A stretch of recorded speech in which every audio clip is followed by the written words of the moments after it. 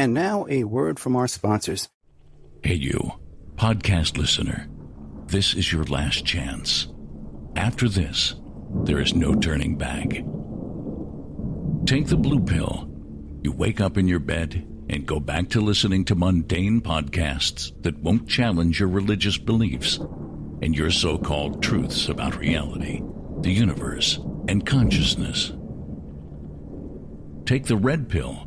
Subscribe to the Event Horizon podcast, hosted by Mark Anthony Peterson, and he will show you how deep the rabbit hole goes.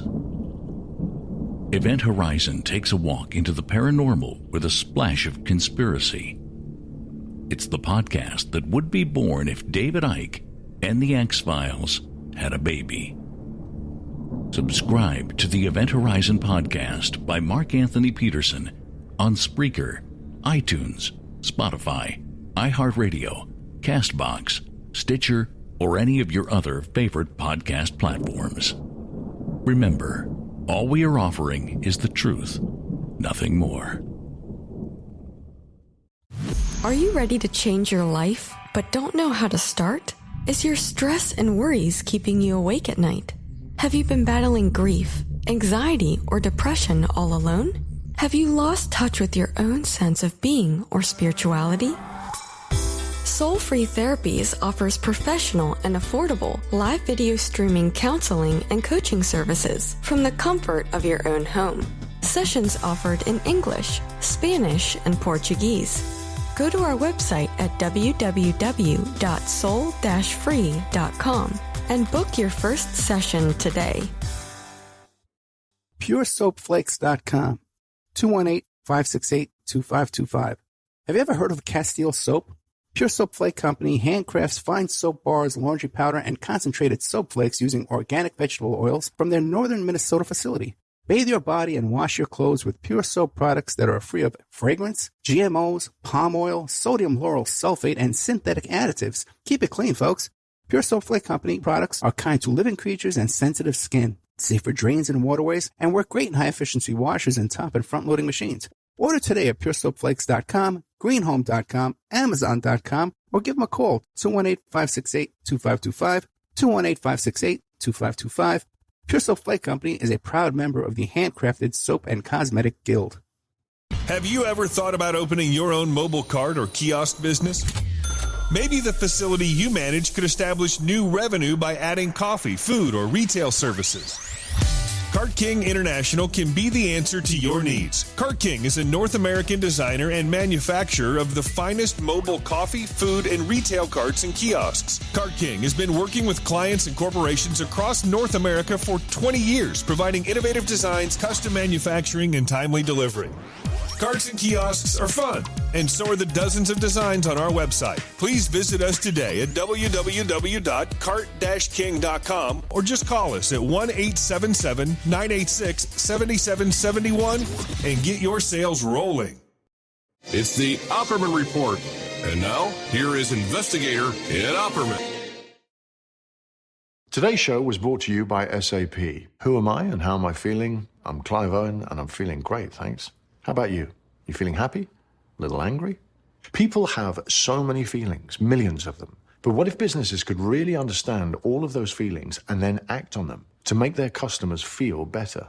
It's a thing. It's SAP Experience Management, and it's here. Because the future of business has feelings. And I've got a feeling we're all going to like it. Go to sap.com/XM to learn more. Now's the time to travel and be with the people you care about the most. And at Holiday Inn and Holiday Inn Express, we're helping you be there for less. Save at least 25% at thousands of hotels worldwide if you book by September 24th. You won't want this moment to pass you by. So book today at holidayinn.com. Terms and conditions apply. American Freedom Radio.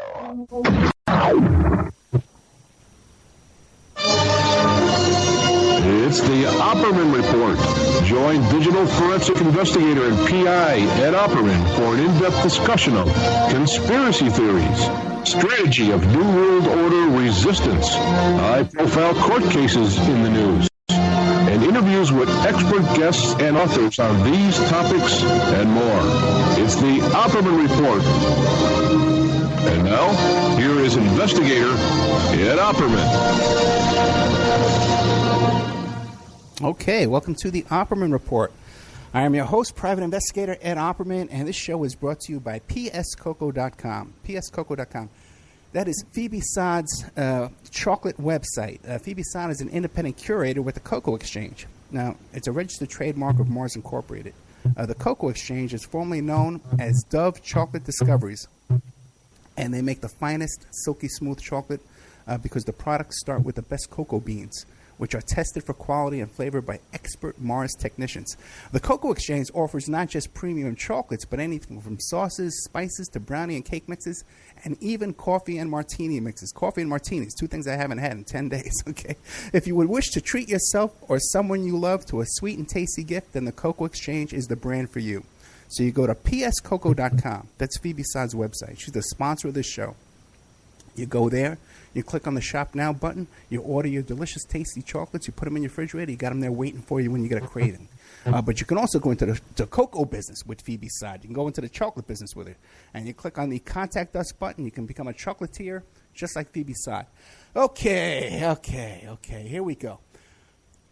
We got a very interesting show for you. We have Nick Van der Leek and Lisa Wilson. These are two prolific authors. They've written many, many true crime type books. And the books we're going to be talking about today are Doubt, the Madeleine McCann mystery, and there's two books, part 1 and part 2. So what I'd like you to do, both of my guests here, Nick and Lisa, is I'll go one by one. Introduce yourself and tell us a little bit about yourself. So why don't we start with Nick Van der Leek. Can you tell us about yourself? Who is Nick Van der Leek?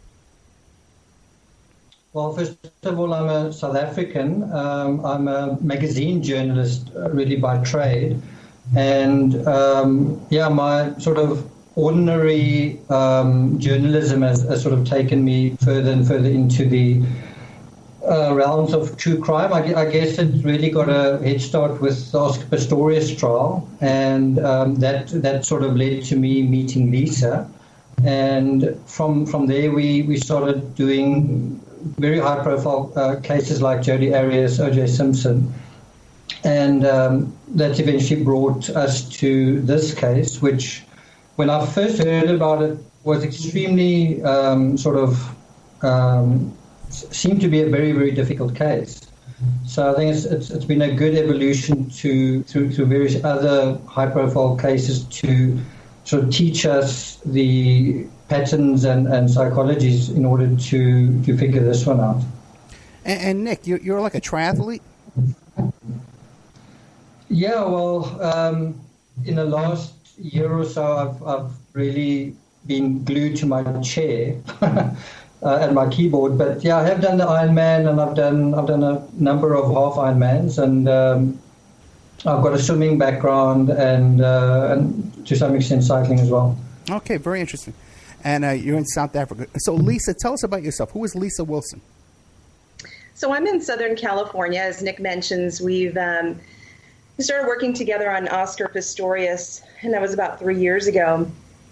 I was running a website called Juror 13, which is a very popular blog. Now we're blogging on Shakedown Title. And I've always been interested in psychology, and that led to true crime, and that led to this. And what do you do for a living besides this? Marketing and event planning. I can use you for that. Okay, I'm going to get a hold of you after the show. Event planning, Lisa Wilson, very good. Yeah. And the websites are shakedowntitle.com and juror13lw.com. That's correct. Now, this book you were talking about, Doubt, the Madeleine McCann mystery, it's available on Amazon.com, but only in a Kindle version, right? Now, how come that is?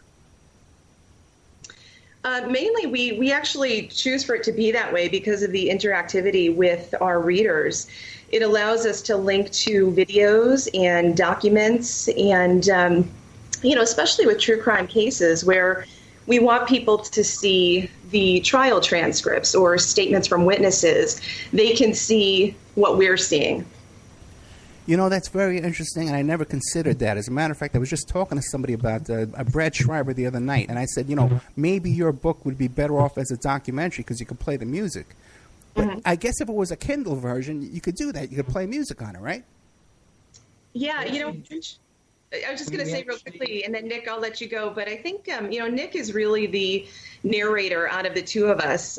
I love the research piece of it. I also like writing, but he's really a narrator. And often we talk about songs that inspire us and movies that inspire us and, you know, other books that inspire us. And so Nick has a great way of weaving that into these narratives. We often do link up to other things, not just, you know, trial stuff, but other songs that we feel almost plays like a soundtrack to what it is that he's saying. And I think that makes it a really cool experience.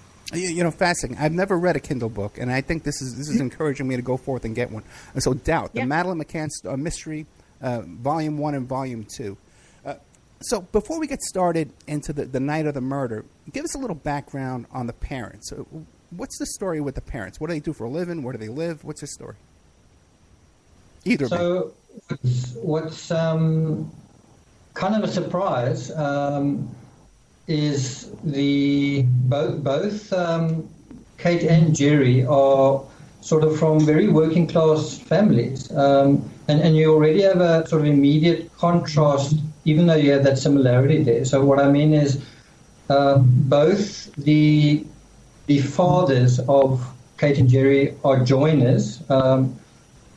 And that's different to a carpenter. A carpenter is someone who sort of works with ordinary timber and maybe sort of in a construction scenario, whereas a joiner is someone who sort of connects more sort of ornamental pieces of wood. And you might think, well, that's so what?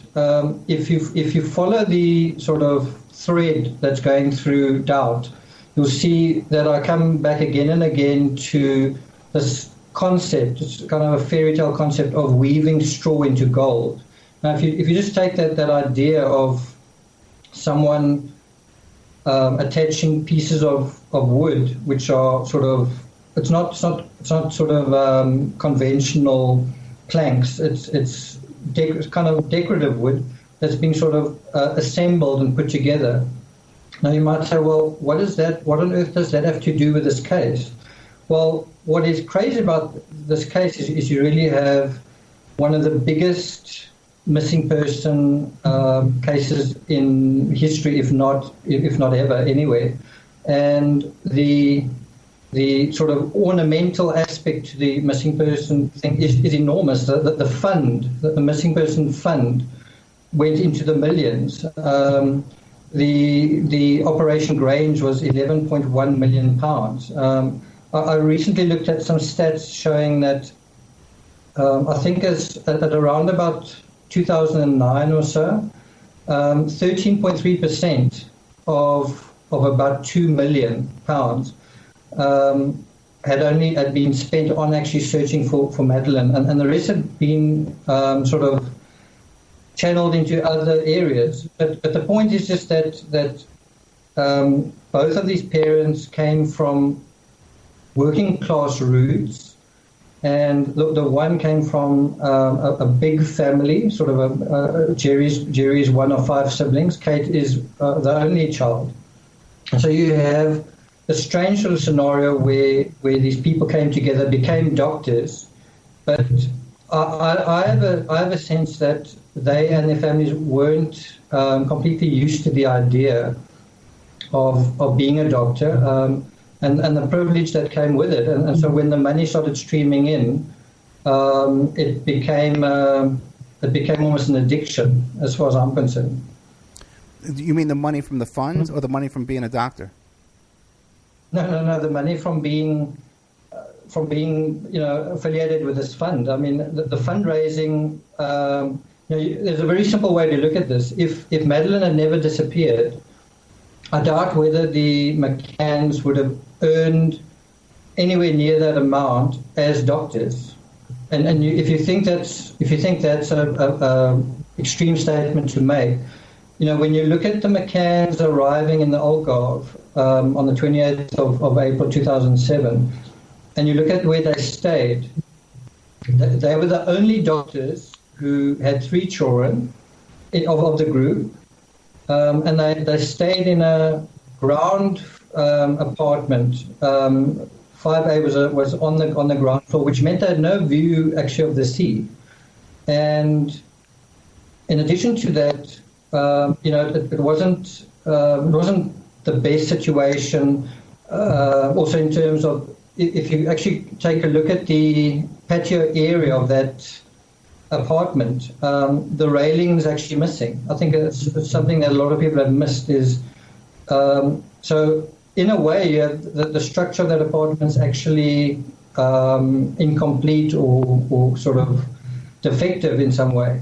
And Jerry actually got a discount staying in that apartment because I think he established before they traveled to the Algarve that there weren't babysitting facilities, but in any event, he got a discount on this trip. They flew on a sort of a budget airline, and they went in the off season. So all of these things added up tends to show you sort of a family sort of at the early stages struggling to pay their mortgage, struggling. They're sort of just starting to get onto their feet, but they're not there yet. Now, can you clarify for me, did the McCanns only have one child, or they had other children as well? They had other children. There was 3 total. They had twins as well that were younger. They were babies. So when this child was missing that night, there were 2 other children in the room? In the same room, in little cots, like playpen beds, right in the middle of the room. And so, if you actually look at an image of that room, they claim what Kate claims was suspicious when she went into that room was that the window was open and the outside shutter was also pushed up, and the curtains were kind of flapping in the wind, leaving the impression that somebody had accessed that room via a window or exited that room via a window. But if you, but the babies were sleeping like literally right in the middle of that room. So you would imagine the difficulty somebody would have kind of maneuvering around there if they were trying to take a person out of that room. Yeah, even people in the chat room are saying that they never realized that they had other kids or that there were other kids in that room. That's very, very fascinating, right off the bat. Now, were those? Well, what's interesting? Sorry, Ed. What's interesting is the twins didn't wake up. Mm-hmm. So when the whole drama started sort of unraveling, you must try to imagine a mother screaming. You must try to imagine police literally stamping in and out of the room. You must try to imagine when you hear all these sort of allegations of crime scene contamination. It's a lot like the Ramsey situation. It's literally people, friends, police, family, stampeding in and out. And so in this sort of stomping and screaming, the very young children, younger than 2 years old, both of them, slept right through this, slept through this entire episode. And one thing that was immediately odd, and this was noted by a friend of the family, who was also a doctor. Her name was Dr. Fiona Payne. She said, you can imagine a doctor noting this of another doctor, because Kate McCann is obviously also a doctor, that Kate was sort of periodically putting her fingers by the twins' nostrils. Oh, and really? She seemed to be quite anxious. She didn't do it once, she did it a few times, and she seemed to be quite anxious that they were still breathing. And that immediately raises a concern. Mm-hmm. That's fascinating. Real quick, couple of questions. One is, now that the 2 twins were under 2 years old, how old was Madeleine at the time? She was like a week away from being 4. 4, okay. And back up a little bit, you talked about this $2 million pound in this fund that they raised. Has there been an accounting of where that money's gone and how much money's come in and where's it going? Well, there has. There's some dodginess sort of around that. I mean, fairly early on that they found that payments went to the McCanns mortgage payments. As I said earlier on, they'd actually just bought a house, and so they some of the early payments for that mortgage came out of that fund, and obviously the public were very upset. But yeah, I mean, if you follow the sort of media narrative, it's a sort of a endless cycle of the fund sort of building up into like a mountain and then being drained almost completely dry, and then it builds up again. They got massive donations from millionaires and billionaires, from Richard Branson, from J.K. Rowling, from Steve Cowell, what's his name? Simon Cowell. Simon Cowell. All sorts of sort of celebrities. They got government support. They were very early on. They were sort of selling wristbands, yellow and green wristbands, and then T-shirts and whatnot. So it became kind of an industry, and again, that's sort of why I've returned to this idea of weaving straw into gold. You have some kind of almost magical transformation of someone who's died, which is like straw or something that's almost dead or useless, which is then somehow through some spinning process converted into something that's very valuable, millions and millions and millions. Fascinating. Now, why don't you two take us through the chronology of events that happened that night, starting before the kids went missing. When they arrived there at the hotel, they check in, and then the kids are left alone somehow, and then they find, that whole chronology. What went on there? Nick, how about I'll take some of it and then fill in the gaps for me. I'm sure there's, between the two of us, there's some things that some of us may know better than the other, but they have been there. Lisa, yeah. Let me just see what you're going to say by just a very quick run through of the 28th of April to May 2nd. So just a very, very quick overview. We need that context in order to understand what May 3rd looked like and if anything was strange about May 3rd. So when you look at the diary of the first sort of week of the holiday, now you must remember they were going to fly out basically a day or two later. That they arrived on I think a Saturday, and they were going to fly out on the Saturday. Madeleine ended up disappearing on this Thursday night, right? So to sort of right towards the end of their holiday.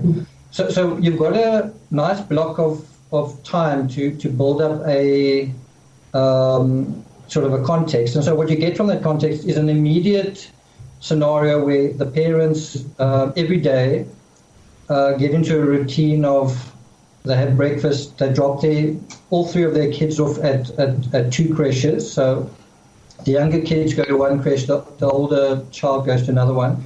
And this happens virtually every day until that Thursday. So every morning the kids get dropped off first thing, then they get collected for lunch, and they get dropped off again in the afternoon.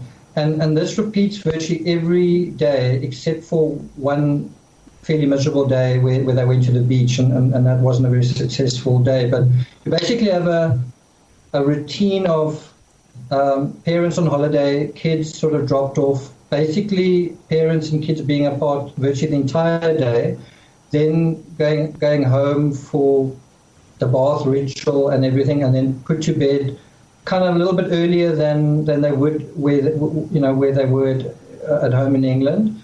And then the parents then leave the children and go and have dinner somewhere else. And that's really the run up to May 3rd. And one last thing to mention along those lines are in case... It's the sale you've been waiting for. Now through Monday, get a huge 50% off the styles you need now with 50% off all jeans, 50% off all dresses, and 50% off all tees. That's right, 50% off. Jeans start at $15 for adults, $10 for kids. Want fashion in a flash? Buy online and pick up in-store for free. Hurry, the sale ends Monday at Old Navy and OldNavy.com. Valid 8/29 to 9/2. Excludes in-store clearance, jumpsuits, rompers, bubbles, active, licensed, and men's package tees. Now's the time to travel and be with the people you care about the most. And at Holiday Inn and Holiday Inn Express, we're helping you be there for less. Save at least 25% at thousands of hotels worldwide if you book by September 24th. You won't want this moment to pass you by.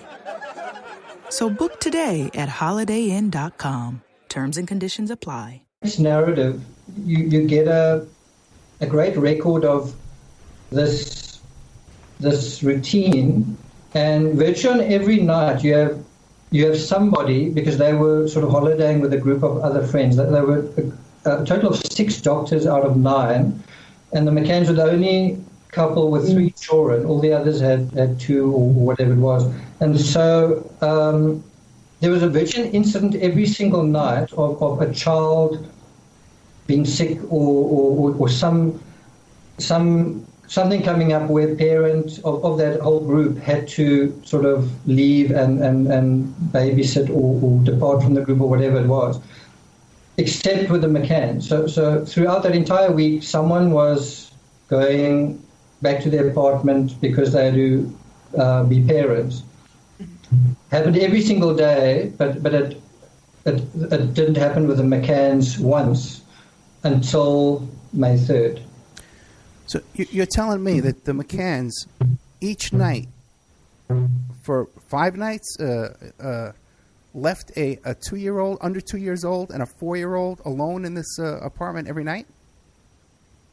They did. So where they were staying, there was a pool kind of centrally located, and then a restaurant on the other side. And it's roughly 50 meters distance from the restaurant to their apartment. Probably takes about a minute and a half to walk there. So it's within shouting distance. But it actually, if you're sitting, there's quite a number of pictures out there that you can take a look at to see for yourself. But if you're sitting where they were sitting in the restaurant and you look out at their apartment, you don't have a clear shot of somebody going in their patio door. The back side of the apartment was the side that faced the pool and faced the restaurant. The front side of the apartment faced the street. And so, just to kind of go back what you were asking before and what Nick was talking about, the family and their finances and all of that, the creche was available to them to use in the evenings as well, but they didn't use it. I think one of the reasons they said was because of money. It was expensive to keep using it. They were using it twice a day, every day, and then they would have had to use it again in the evenings. So, obviously it would be better to, of course, have somebody babysit your kids. But it wasn't just them. It was the other people that they were vacationing with. There was a group of 9 people altogether, including the McCanns, which they referred to as the Tapas 9. That's because the Tapas is the name of the bar that they were at. So. Right. But all of them did the same thing. They all left their children and went across the pool area to have dinner at this pool. And the other children, were they the same ages? 1, 2, 3 years old, 4 years old? They were young. Yeah, I mean, they were all in either babies to toddlers. Now, to me, that seems insane. You're in California. Is that something common for people in England to do?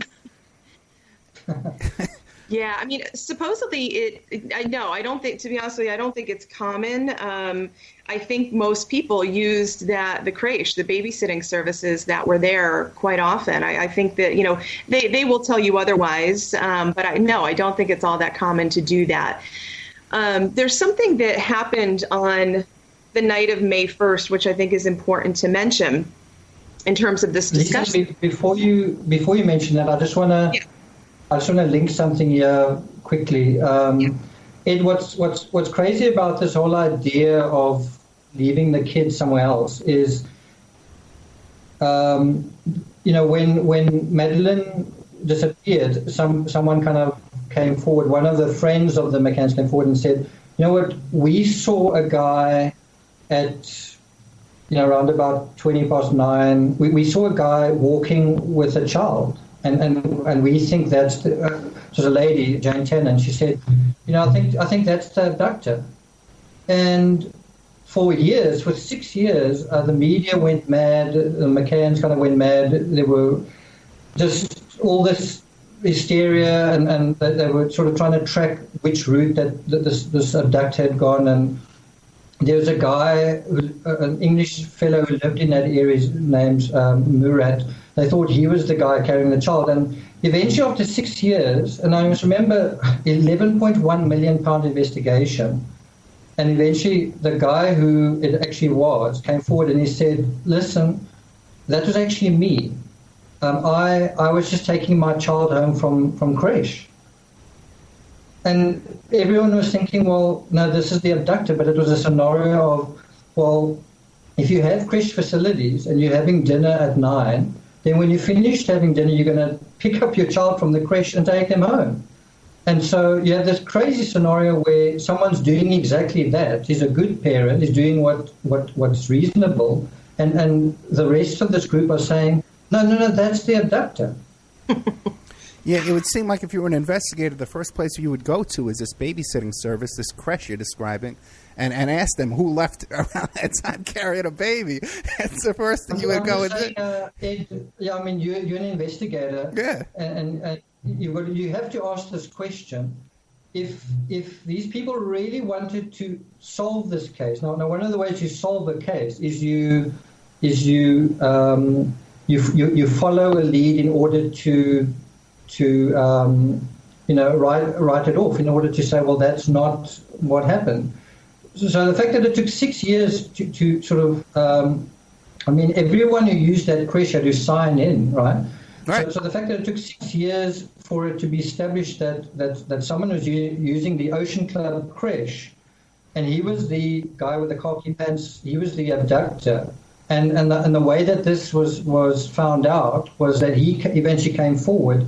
And I think the reason why it took him so long to come forward was the sort of monster of information, just an absolute day-to-day barrage of media made this guy think, well, I don't want to be, I'm innocent. This is my daughter. I don't really want to be drawn into this even as a byproduct. And surely they're going to figure it out anyway, and they never did. But crazy just to think that they couldn't figure out something as elementary as that, and it does make you wonder, did they want to? Quick question, because you talk about how they had this suspect or this sighting of this person carrying the baby. Here in the United States, there's been this whole controversy this past year with they're comparing the Podesta brothers to some sketches that were posted of suspects in this case. Is there any validity to all that?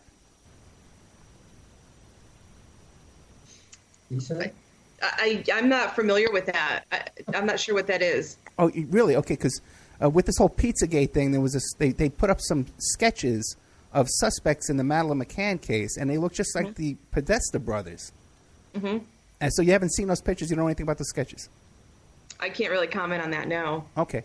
Well, then let's... I saw something about Pizzagate, but do you know the very interesting thing with the Tanner sighting, like I said, it became the sort of epicenter. Everyone was focusing on it. This is the key to breaking the case. And that same night at 10 p.m., there was another sighting, literally about 5 minutes walk from the McCann's apartment. It was virtually identical. It was a man walking hurriedly, carrying a child, and that narrative kind of got sort of excluded. It sort of got just sort of, it was like the Tanner sighting became sort of ground zero, and the Smith sighting became kind of like, well, that was another sighting. And in a Sunday night documentary, they sort of went through some of this information, and they never even referred to that Smith sighting. It's a far more detailed sighting than Jane Tanner's sighting was. I mean, they call the Smith sighting. I mean, they have far more details about what it is that they saw, what the person was wearing, how they were walking. But yeah, Nick is absolutely right. I mean, they make it, seem so much more dramatic, like, oh, there was this sighting, but nobody knows anything and they've never found the person. And that's pretty much all they say about it. But that's actually not really true. I wanna sort of go back to your question, Ed, and Lisa's answer, just in terms of, coming back to May 3rd and also May 1st with that crying incident. But just to finalize the Smith sighting, just consider the contrast between the two. The one is Jane Tanner, who's a friend of the family, and she's a marketer. No disrespect to Lisa. Her job is to kind of sell stories, kind of thing. And her story is that she saw kind of everything's a lot of detail. The clothing, everything, but it ends up being a faceless guy. Whereas someone described Tanner's story or whatever as an egg with hair. That was what she saw, like an egg with hair. And I've described it as an egg with khaki pants. So in other words, you can fill in any face that you want, and it's perfect for an unsolvable case. Right. There's a blank where the face is, and so you can spin that into infinity. Just quickly, two things that the McCann, something that the McCann case has in common with the Ramsey case is normally, and I'm sure you know this, Ed, is normally when you investigate a case, you have a funnel where all the possibilities sort of funnel away to sort of a central point. You might not get the exact result, but it sort of boils down to a smaller circle than the one you started with. And what's crazy about both the McCann and Ramsey case is the funnel sort of funnels outwards into sort of oblivion, and that tends to only happen when someone is trying to make that happen. When someone wants many possibilities, none of which get resolved. Yeah, they start throwing all these monkey wrenches into the case, right? All these. Mm-hmm. Yeah. So if you take that idea and you have an egg with hair or an egg with khaki pants, I mean, it can be anyone. It really can be anyone. On the other hand, if you go to the Smith sighting, just consider the difference here. It's not one person who sees this man with a child. It is a family. A whole family sees this man. In addition, the man's walking quite quickly. In addition, the man sort of tries to look away, according to Martin Smith. Martin Smith, that family actually were from Ireland, and when the McCanns finally returned to England, I'm not sure how many people are aware of this. The crime happened on May 3rd, 2007. They returned home. More than like 3-4 months later, they arrived home about September 9th. So they were there for a really, really long time. And anyway, when they sort of came down the steps of the airplane, Martin Smith happened to catch that moment on the BBC, and he was just sort of viscerally transported. He was like, that's the guy that I saw that night. And he didn't just sort of have an epiphany or whatever. He contacted the police. He was very sort of disturbed, and he made a kind of big deal about it. And there was talk about everyone coming back to the Algarve to make sure, and then that got sort of muddied and messed up. But I'm just saying the Smith sighting is very significant. And if you look in Kate McCann's book, she's got a map of the whole setup. She's got a map of prior deluge and where everything was. But there's one thing missing in that map, and and that is that the map sort of terminates right on the edge, on the sort of western edge of the hotel. And the map sort of seems to want you to focus on sort of the east side, wants you to focus on the Tanner siding, wants you to focus on the beach, wants you to focus on the volcanic rock, this big sort of black volcanic rock on that side. And we can get to that in later, but the Smith sighting actually happened on the west side of her map, so it's not even on the map that she's provided. It's actually 2 roads to the west of the map. So anyone who's reading the book is sort of like, well, okay, now I'm getting all the information here, and they're kind of not. I think they're being very subtly manipulated, and you can take 1,000 subtle manipulations, and it's going to move you somewhere where you wouldn't otherwise have been. Let me clarify. You're saying that this witness, this Smith witness, saw a man walking with a child, and then when he saw the parents, the McCanns, walking off the airplane, he said, "That's the guy?" Yes. Okay. Let me ask you one more question too. Now, was there anything different, unusual about their behavior, their pattern of behavior, on that last day when the child went missing? I think Lisa should answer this and touch on May 1st, Lisa. Mm-hmm. Yeah, so let's talk about May 1st real quickly. I want to mention, too, the kids were all sleeping in a bedroom that was closest to the street. So just something else that I think it just kind of lends also to the fact that it just seemed really irresponsible of the parents that they were not only in this apartment by themselves, they're in the far bedroom that actually faces the street side, not the pool side. They also said that they claimed that their patio door was left unlocked. And so, they kind of set that scene for somebody to get in there easily. But anyhow, 2 nights prior on May 1st, Pamela Fenn, who was their upstairs neighbor, she was directly above them. And these apartments are pretty much one right on top of the other. She heard a child crying. Sometime, I forget the exact time, it was sometime around 9:30 that night. And she said, it sounded like a toddler. I mean, there's a difference between a baby's cry and a toddler's cry. And she could differentiate the two. And of course, she had been staying there and she was familiar with the family. She didn't know them, but I mean, she knew who was staying below her. So she believed it to be Madeleine crying.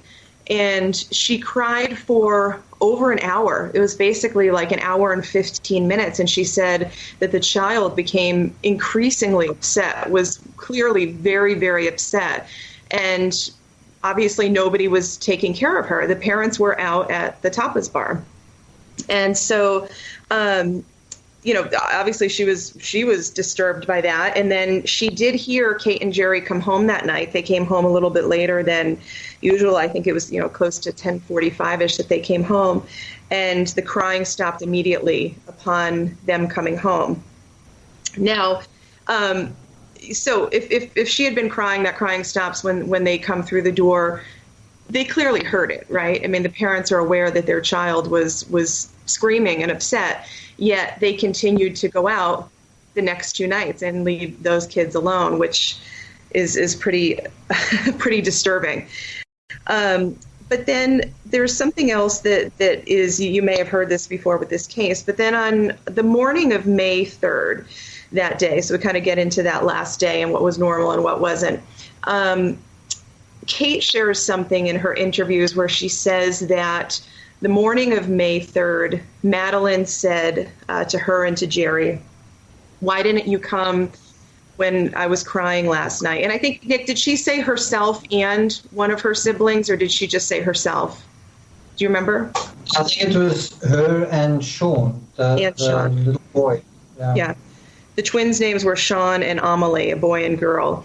And so she supposedly asks, her mom, "Why didn't you come when we were crying?" And Kate says, at the time, she didn't think too much about it. She did try to ask a few questions, and I guess the conversation kind of ended, and then they just moved along, and that was it. But after the fact, she claims that after Madeleine was abducted, that she instantly remembered that moment and thought to herself, oh my God, they tried the night before. And which I thought was, what a clever way to try to use Madeleine crying as like a connection to this crime, right? I just want to, Lisa, I just want to bring this back to, in a way it's quite sort of damning evidence in terms of saying, so your child was distressed. You're admitting that your child was distressed or whatever. Now, on the one hand, you can say, the fact that they admitted it is actually doesn't that show that they, maybe they weren't the best parents, but at least they're honest about it. At least they were like, my child told me, where were you? And it was like, oh, jeepers, you're right. Maybe we need to. So I just want to address that. In cases like this, you don't get admissions for nothing. You don't sort of get someone sort of putting their hand up and going, you know what, actually that happened and we were wrong. It just doesn't happen. So then you've got to say, so why are they admitting this? And the reason is, that an upstairs neighbor, her name was Mrs. Fenn. She was a sort of a senior lady, and she was the one who heard the crying, and she. She's kind of a sort of heralded hero / witness in this whole case. Unfortunately, she's no longer with us, but she was someone who's not connected to the group, and she was right above the apartment. And so if there was anyone in a position to see or hear anything, it was her. And she was the one who reported this constant crying, and to the extent that she wanted to go and sort it out herself, because it was annoying her, just distressing her, all this kind of thing. And I think she, Lisa, you might know a bit more about this. I'm a bit muddy because we've written a book in the meantime, but she, there's an offer, I think, at around about that stage from a babysitter that, do you want us to look after the kids? I don't know if you remember that. I don't know if Mrs. Fenn sort of made some sort of noise that the hotel staff were alerted, but the point is that incident alerted someone to say, to the McCanns, you want us to look after your children, you want us to have someone. And then there's Mrs. Fenn, who appears again in the story on May 3rd, where you have this commotion. Just one more thing about Mrs. Fenn. She also said that on the night of May 3rd, she didn't hear doors or, like if you're talking about an abductor breaking and entering. She said she didn't hear any noises. And, I live in a complex where I can hear when the neighbors come and go. I'm not trying to hear them. In fact, I would rather not hear them. But because you're so sort of on each other, you literally hear when the sort of security gates close and whatnot. So that's just an interesting thing that she adds. She said, that's really strange. I didn't really hear any doors opening or closing or windows. And remember, this is at night. The other thing is when the events unfold, Mrs. Fenn, you can sort of see her as the sort of almost unwanted presence if you've done something wrong, and someone who is there constantly listening and knowing and all this kind of thing. Anyway, so when the events unfold, you've got the whole resort, 60 staff members running around, the police running around, friends running around, everyone doing something except the twins who are sleeping peacefully through it. And Mrs. Fenn then leans over her balcony and she's like, what's happened? And Jerry's sort of cagey. He doesn't say, my daughter's missing. He says, a little girl's gone missing. Now, why on earth would a father say that? Why wouldn't a father say, have you seen my daughter? Have Well, that's the thing that, he never asks, like, did you hear or see anything? And wouldn't that be the first person you would say, like, out of desperation, oh my God, like, you were here. Did you see anything? Yeah, I would run up there. I would run up there right away and talk to her. Absolutely. Yep. Yeah. And he didn't. And then she maybe the kid's up there. Maybe the kid's up in her room. You know? Anyway, she says to Jerry at that point, she says, you know, do you want to use my phone? You know, it's like a situation of, have you called the police?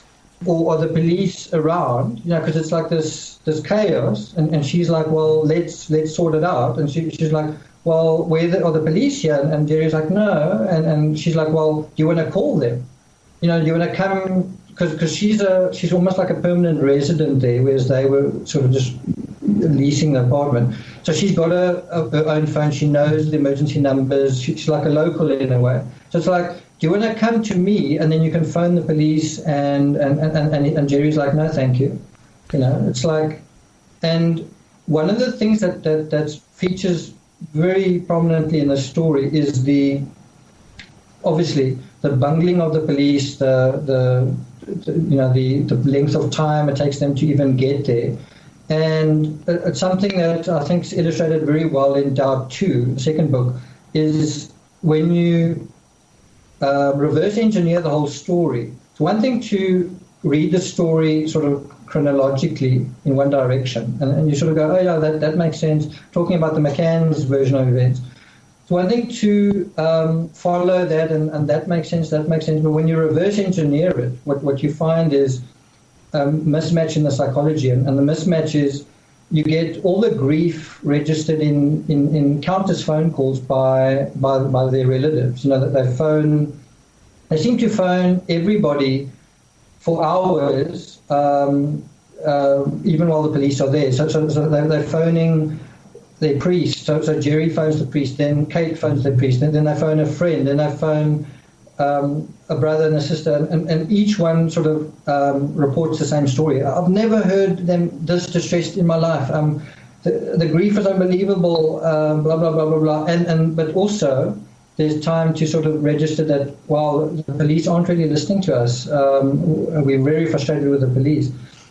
When you take all of that back, when you draw all of that backwards, you have a situation of phone calls commencing at least 11:30. According to the McCanns,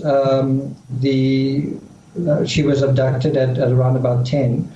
Or she was found to be not there at 10. I think their version is that she was probably abducted at 9:20, which I don't think is accurate. But in any event, there's this idea of, so the police take an hour and a half to arrive. In some documentaries, it's 2 hours, you know.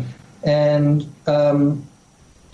you've got to ask yourself, if you are the McCanns and you're phoning everybody, you're phoning your priest, you're phoning your friends, you're phoning family, there's an email going to Sky News, you're basically contacting everybody.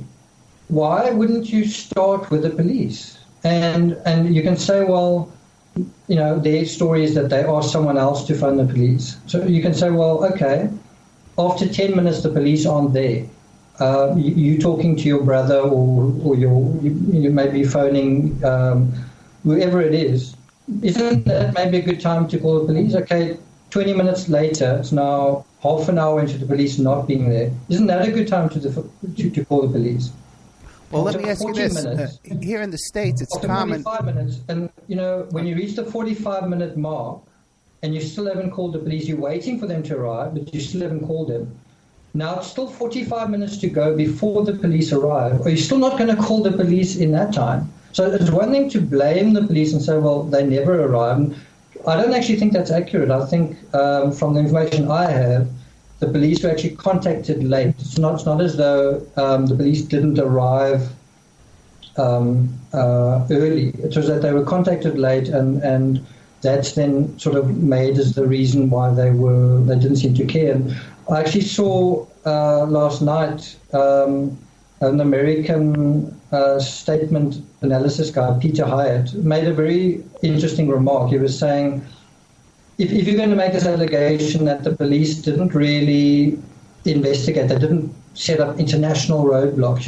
It's like, you know what? I don't know where my daughter is. Okay, put up a roadblock in Spain. Just stop all traffic out of Portugal into Spain. Just shut everything down. Shut down the airport. Shut down this entire country because maybe our child has been abducted. And then you might go, well, maybe not. Maybe she's just outside. Maybe she's at Mrs. Fenn. Maybe Mrs. Fenn came out and looked after her. So he makes quite a good counter to that. And he says, maybe the police didn't think that they were sort of credible even then, where they said, we think our child's abducted, and the police get and they kind of go, okay, there's no signs of breaking and entering. There's no one saw anything. No one heard anything. There's no... like you would think if you abduct a child against the child's will, the child will wake up and scream. The child will be seen struggling. And in both the Tanner sighting and the Smith sighting, you have a child that's either asleep or possibly dead or something else. So, let me backtrack. One second. Look right. Yeah, let me backtrack back to the phone call, because here in the United States, when you call the emergency phone number 911, normally the operator will stay on the line with you until the police arrive. Do they have that type of system there in Portugal where you call 911 or a similar number and they stay on the line with you? Is there a record of when they call? Because here they record these calls. There's a record. Look, Ed, it's frustrating with this case. We've done so many other cases, and I think this is the first case where we don't definitively actually have either a 911 recording or a timestamp. Now, part of the reason may just be because of the the difficulty of it's a country with a different language and system, and they do have privacy laws. So it's not as though they just release that kind of information the way everybody else does. But Lisa and I wrote about the Amanda Knox case, and there were a couple of emergency calls. The first was to sort of the postal police, if you can believe it. The Amanda Knox case started off as a call to report a missing cell phone, and then that then sort of evolved into, okay, it's a murder. With the Ramsey case, it starts off as a kidnapping, and so it's investigated as a kidnapping. And of course, it's a totally different kettle of fish in terms of resources and in terms of... It's the sale you've been waiting for. Now through Monday, get a huge 50% off the styles you need now with 50% off all jeans, 50% off all dresses, and 50% off all tees. That's right, 50% off. Jeans start at $15 for adults, $10 for kids. Want fashion in a flash? Buy online and pick up in-store for free. Hurry, the sale ends Monday at Old Navy and OldNavy.com. Valid 8/29 to 9/2, excludes in-store clearance, jumpsuits, rompers, bubbles, active license, and men's package tees. It's the sale you've been waiting for. Now through Monday, get a huge 50% off the styles you need now with 50% off all jeans, 50% off all dresses, and 50% off all tees. That's right, 50% off. Jeans start at $15 for adults, $10 for kids. Want fashion in a flash? Buy online and pick up in-store for free. Hurry, the sale ends Monday at Old Navy and OldNavy.com. Valid 8/29 to 9/2, excludes in-store clearance, jumpsuits, rompers, bubbles, active license, and men's package tees. Action. If there's a murder, then if there's if there's a dead person, then if there's simply an absent person or a missing cell phone. Okay, a couple of things. We're gonna have to take a break in 5 minutes. Okay. Now I'm gonna send you a link in the AFR Skype group call, and it's of the Podesta sketches. And take a look at those sketches for me when you get a chance during the break. We won't be able to talk to each other during the break. But now back to the evening of the disappearance. There were 9 people there sitting at this table. Did the other 7 people report any unusual behavior of the McCanns before the child turned up missing? No, I mean they describe it as a normal evening, but it's actually a very bizarre evening. It is this absolute ping pong match of people getting up and down from the table to go check on their kids. So they had this system in place where pretty much every they say every half hour, but if you actually look at the different statements and compare them, I mean, it was pretty much almost every 15 minutes, at least one of them was getting up to go check on the kids. Sometimes they would check on multiple kids, sometimes they'd check on their own kid, but they're just constantly up and down. There's a couple of things that I'm not sure in what order you want to do this, but there were a couple of things that were unusual about that day before that night. Do you want me to talk about that first? Yes, please, yeah. Okay, so they did use the creche 2 times that day. They used it in the morning and they used it in the afternoon, which was kind of, was somewhat of a normal routine.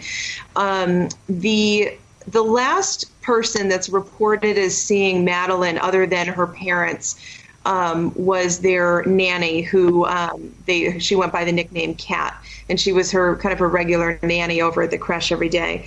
And so in the afternoons around 5 o'clock, these nannies would take the kids over to the tapas bar and they would have tea time with the kids. So typically that goes from 5 to 5:30, and then the kids get picked up. On this night, according to them, it went a little bit later. It actually went until about 6 o'clock. What's interesting about that night is that Kate describes how absolutely exhausted Madeleine was, so much so that she actually asked to leave the tapas bar and be taken back home. And there's an interesting contrast there between that and the Ramsey case, because, on the night that John Bonet was murdered, her parents also claim how unbelievably exhausted she was. On Christmas, and exactly, on Christmas, when kids are awake all hours of the day and night, that she was asleep in the car, had to be carried to her bed, never woke up. I mean, her clothing was changed while she was passed out. And you have basically a similar story with Madeleine too. Okay, this is the commercial break. We're with Nick Vanderleek and Lisa Wilson, 2 true crime authors. The book is called Doubt, the Madeleine McCann Mystery. And you can find this book on Kindle on Amazon.com. We'll be right back after these messages with more of Nick Vanderleek and Lisa Wilson and the book Doubt, Madeleine McCann Mystery.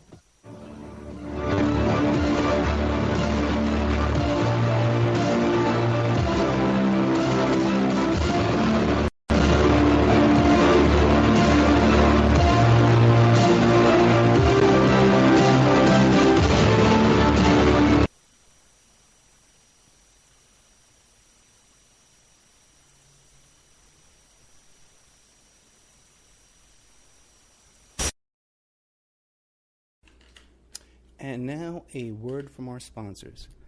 Did you know that 30% of all people on online dating websites and personal ads are either married or in a monogamous relationship? 30%. If you suspect that your husband, your wife, your boyfriend, your girlfriend may be cheating online, go to emailrevealer.com. Our online infidelity investigation. You give us their email address, and we can trace it back to online personal ads, dating sites, and social networks. We can even expand the investigation and find them cheating on escort service sites or even porn sites if they're registered to porn sites and swinger sites. So check out emailrevealer.com if you suspect your spouse is cheating, and check out our online infidelity investigation. William Ramsey is a producer here at the Opperman Report, and he's just come out with a new book, Children of the Beast, Aleister Crowley's Shadow Over Humanity. Now, he just sent me a copy of this book.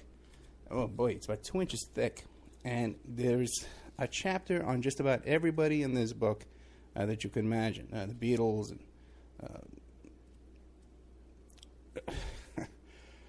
and Jack Parsons, everybody's in here. It's incredible.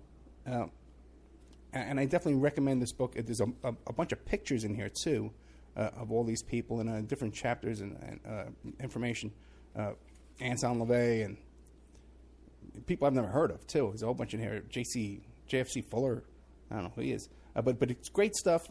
by our producer here, William Ramsey. So check out Children of the Beast, Aleister Crowley's Shadow over Humanity. You can find it on Amazon.com, or you could find it in the Opperman Report .com bookstore.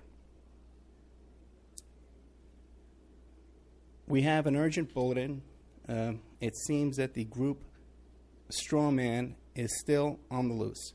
It has been confirmed that Strawman are Canadian, okay, and that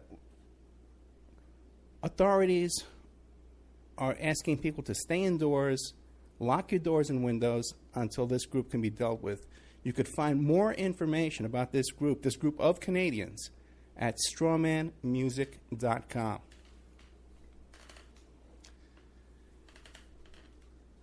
You can have your ad played here. Okay, we're looking for sponsors. Okay, in fact, we desperately need sponsors right now to take this show to the next level. So you can have your ad played here, read live, like I'm doing now, so artfully. Or we can even work up a little jingle for you with some music and stuff like that and play it here. You have no idea how inexpensive it would be to have your ad played on the Opperman Report on 7 stations live Friday night, and another 7 stations live on Saturday night, plus replayed every day of the week on different stations, and then archived on YouTube, Spreaker, iHeartRadio, iTunes, and all different kinds of podcasts, Pod This and Podbean, all different kinds of places who archive the show for us. And on those archives, your ad would play indefinitely, forever. You also get a little banner on OppermanReport.com. You get a mention on the air, you get a little interview on the air, and all kinds of fun stuff if you sponsor Opperman Report. We have an opportunity to get this show on a major AM/FM station in California. We've been approved. So if you want to sponsor us into that, so incredibly inexpensive that your ad would be heard by the range covers 5 million people in population, where your ad would be broadcast, and all these other stations would be thrown in for free. So really affordable prices to sponsor OppermanReport.com. Get a copy of my book, How to Become a Success. It's the Opperman Report. Join digital forensic investigator and PI Ed Opperman for an in-depth discussion of conspiracy theories, strategy of New World Order resistance, high-profile court cases in the news, and interviews with expert guests and authors on these topics and more. It's the Opperman Report. And now, here is investigator Ed Opperman. Okay, welcome back to the Opperman Report. I'm your host, private investigator Ed Opperman. We're here with Nick Vanderleek and Lisa Wilson. They're the authors of 2 books, 2 Kindle books called Doubt, the Madeleine McCann Mystery, Gone Girl 1 and Gone Girl 2. Now, when we left off, by the way, you guys are going to have to come back for at least another hour, probably 2 hours, because you only got an hour left. But this is great. This is great content. People are loving it. Now, you were saying that they were the 9 people at the table were all jumping up and down, running to check on their kids. Did the McCanns go and check on their kid? They did. So they basically claimed that night that they got there around 8:30ish. They left their place and of course got there right around 8:30 and were the first ones to arrive. Yeah, and that was unusual to get there that early. And I think I do think it's interesting, and when we talk about this a little bit in the first Doubt book, that or maybe it was the second one, I can't remember now, but that I think that was planned that way, because if theoretically, if you have just been involved in an incident and a cover-up, and you've got your nerves about you or whatever, you want to be there first. You want to make it look like you weren't somewhere else, that you're there and you're settled. Say it again. Plausible deniability. Yes, absolutely. So the waiter who was there that night, though, who goes by the last name of Oliveira, says that he basically saw them closer to 8:45. But he's not 100% clear on that time. Anyhow, so then the friends start to arrive, and pretty much between 8:30 and 9, everybody arrives, with the last people arriving between 8:55 and 9 o'clock. Within minutes of the last group arriving, Jerry's off and checking on. I just want to jump in there. So just to reinforce this notion of plausible deniability. So just keep in the back of your mind the possibility that something has already happened. In other words, Madeleine is no longer alive at this point, and based on this is really something to discuss. It is the movement of Madeleine's body. We believe it has moved from the garden area of the apartment, in other words, outside the apartment, to behind the couch, and from there to inside the wardrobe. So just in quite a short space of time, we believe Madeleine's body was moved 3 times, and so now you need the crucial move, which is to get her out of there. Now just to contextualize this, a very big problem for the Ramseys was the fact that their daughter was found in their home. I mean, it just is a very big problem.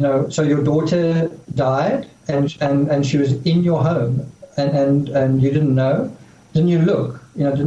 So it's a very big problem for them.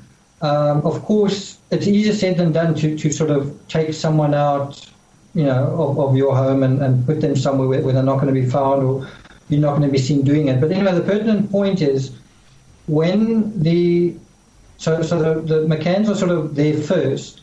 And you must remember, this is in the context of they've got the most children, that they've got to spend the most time settling the kids, putting them to bed, and getting everyone ready.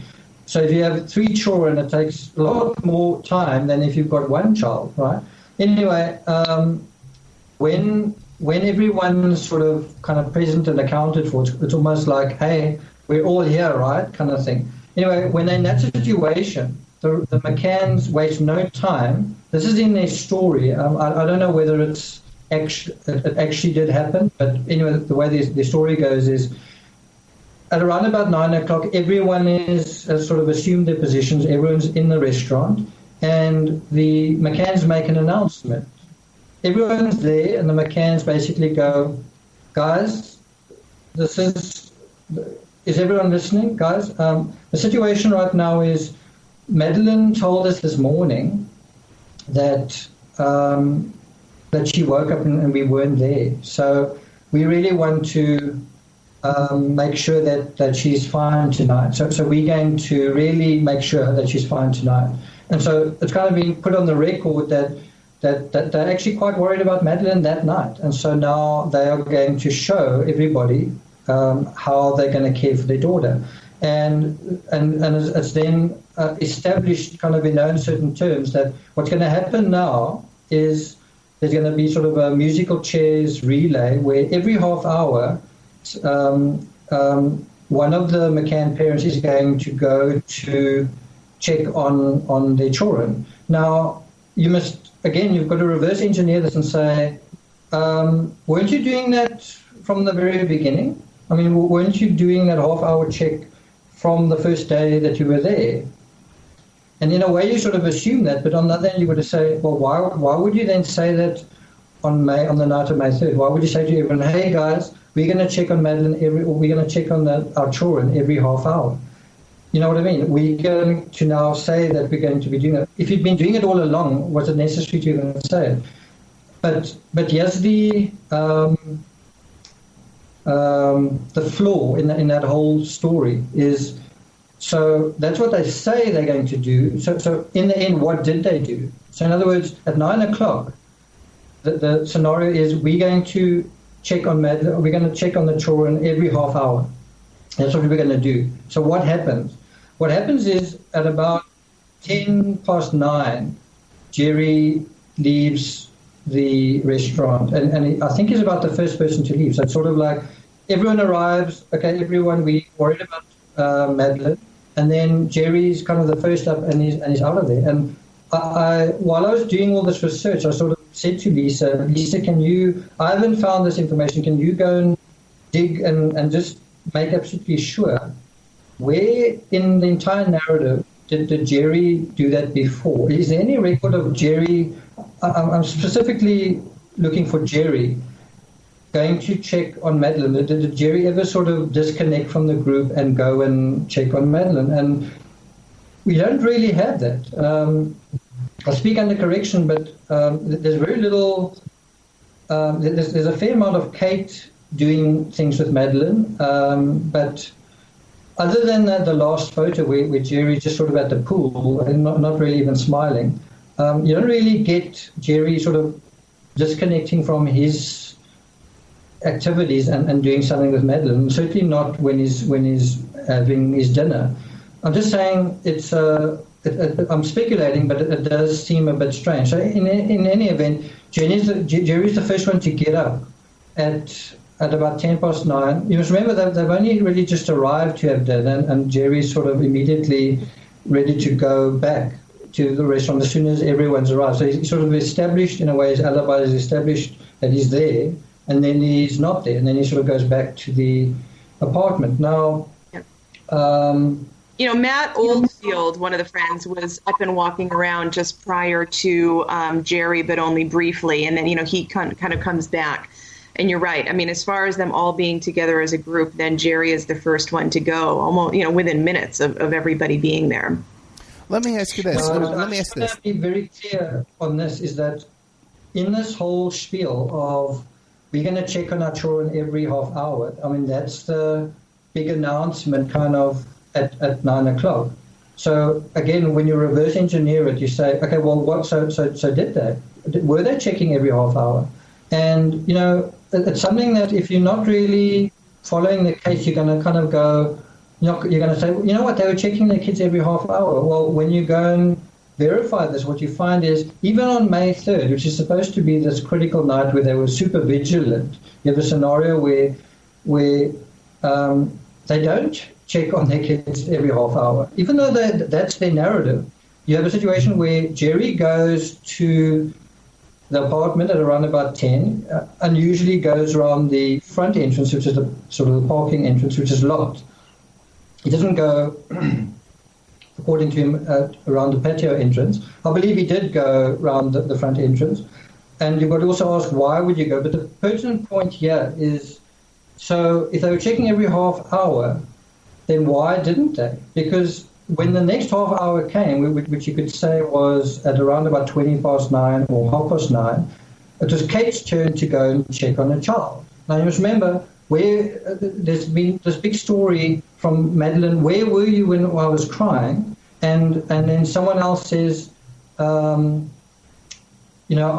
want me to check on your children? And then Kate says, okay, you can take my place. So even in this spiel of, we're really worried about Madeleine and we really want to make sure that there's no distress. Even in that, you have this situation where someone else is going to stand in for them and they're not going to go and check on their kids. And so ultimately what happens is Jerry goes there at 9:10 or around about 9:05 or whatever, around about 9 o'clock. And then Kate eventually goes back again at 10. Mm-hmm. That's the sum of the checking on the children. It was 2 checks in an hour. Themselves, yes, that's correct. Yeah. An hour work. Ed, were you going to ask something in there? Yeah, let me ask you, when was the last time anybody other than the McCanns or their group of 9 saw this child alive on that day? It was close to 6 p.m., and that's what the nanny says, Kat Baker, I believe it is, and that would have been at the Tapas bar. So the theory is then there are some theories going around that Madeleine actually died kind of on the first day, and that the photo by the pool was actually the last photo because Madeleine died then. I don't believe that. Yeah, I don't either. I don't think those friends of theirs would have gone along with something that crazy. But there's essentially a 4-hour window of time, right, between when the last person sees her and when she's reported as being missing by her mom just after 10 o'clock. So there's that 4-hour stretch. But if you consider that the McCanns are at the restaurant by 8:30, that brings you down to sometime between 6 and 8:30. So, as far as what was happening during that time, it's, again, another interesting parallel with the Ramsey case. And actually, in many cases,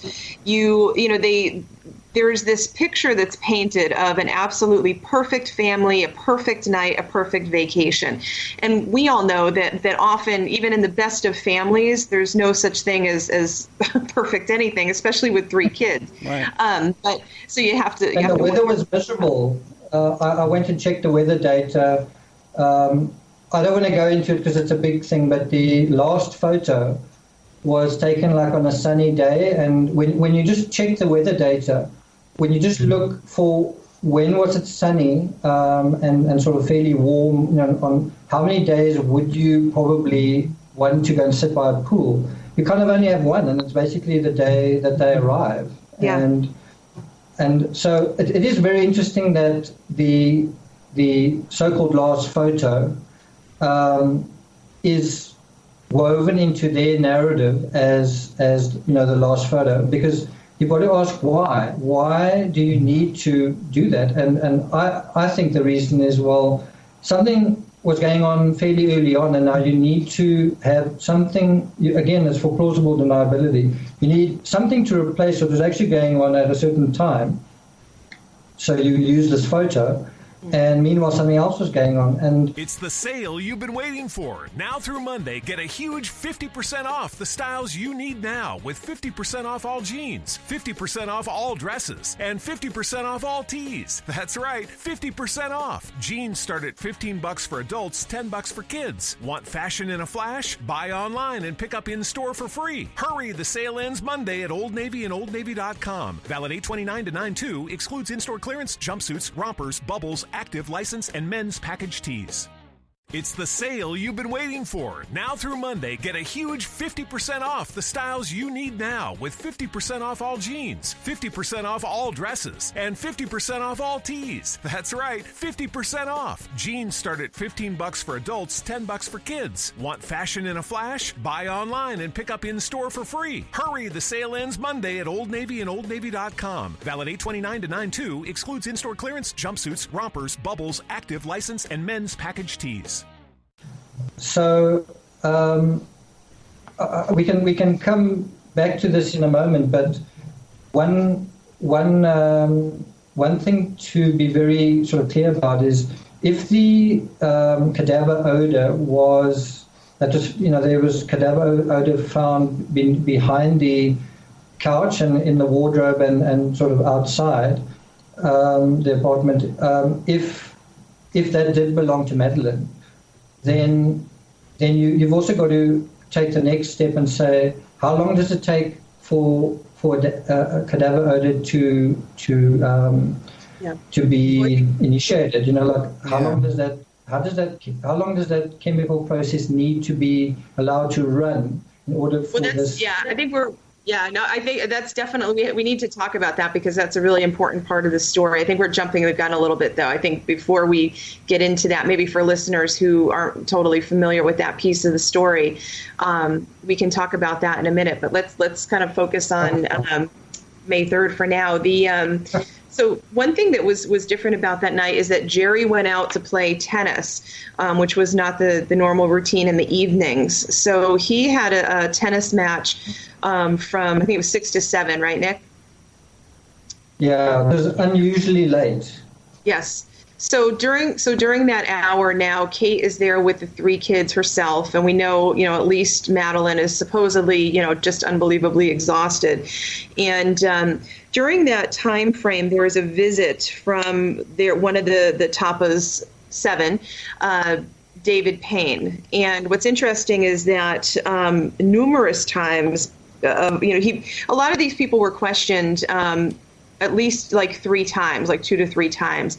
And David Payne changed his story multiple times about that visit to their house, as far as what time he was there, what Kate was wearing, whether he came in, whether he didn't, which is unusual. I mean, there shouldn't be, it's understandable to have a little bit of disparity between statements. It's actually normal when a statement is 100% exactly the same, you know this, Ed, every single time, then it becomes rehearsed. His statements are kind of all over the place, which is a red flag, because that is the time frame that something possibly happened to Madeleine, if we believe our theory that, something happened in that apartment. What's kind of funny about that is, according to Kate, she was sort of showering, and then David Payne sort of called her from outside. He didn't actually set foot into the apartment, and she then sort of comes out with a towel around her. And basically kind of says, oh, well, it's also not very clear what he was doing in the first place. Some people say, well, he was there to I think, check on Kate, or he was there to take the kids, or anyway. So that's not even clear what he was doing in the first place. But so he apparently says to Kate, well, do you want us to take the kids to sort of the playground? Because they did that every day. And so that day they didn't, and because Madeleine was too tired. Right, so, and then Kate basically says, no, I think, we're just going to wash them, and maybe after that, maybe after the kids have been washed, we'll take them. So, but the kind of funny thing is, the police asked Dr. David Payne, do you remember what Kate was wearing, when you saw her? And he says, no, he can't remember.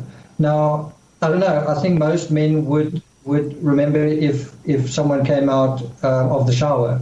You know what I mean? They would know, she was in a towel. According to Kate, she was wearing a towel, that she was wet and she was wearing a towel, right? So it's like, most guys would probably remember that if she was standing there at the doorway wearing that. Now, let me ask you a question. Then this babysitter, Kat, did she say that Madeleine was tired too?